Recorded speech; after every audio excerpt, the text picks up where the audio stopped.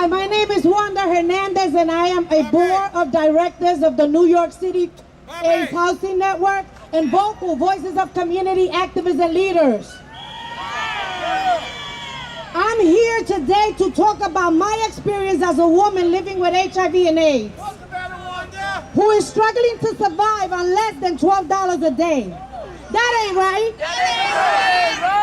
HIV/AIDS is not what we're here about. We are not statistics. We want 30%. When do we want it? Now! I worked hard all my life.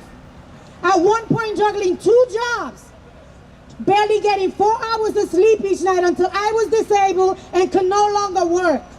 All those years I struggled to pay my bills, and I play by the rules. I never expected that I would get HIV, and after I was diagnosed, that I would be on the brink of becoming homeless. HIV does not discriminate, but sometimes public policies do. That ain't right. It's time for New Yorkers of low-income housing programs to have one single standard for ensuring affordable housing. The rental assistance program I rely on through HIV/AIDS Service Administration, known as HACA, is the only one of its kind in our state that does not cap our rent at 30%. That ain't right. After I pay my rent each month, which amounts to 71% of my Social Security disability check, I'm left with less than $12 a day to live on for all other my expenses. That's right, that ain't right. I often have to reschedule medical appointments because I cannot afford a Metro card to get there.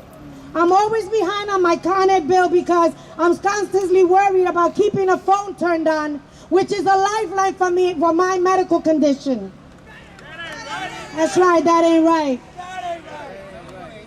I also have to skip basic necessities like toiletries or new clothes when my new ones are worn out. That ain't right.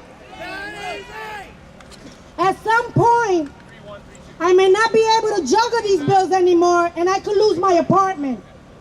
That ain't right.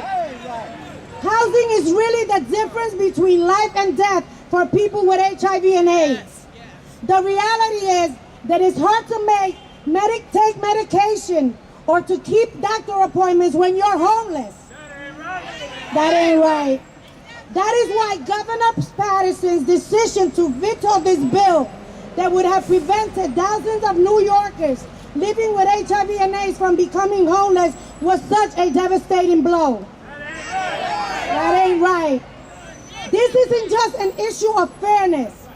New York is paying twice as much to house people in emergency shelter programs, even though it would be cheaper to keep them housed stably. And it would be far better for our health to keep low-income people living with HIV in their homes.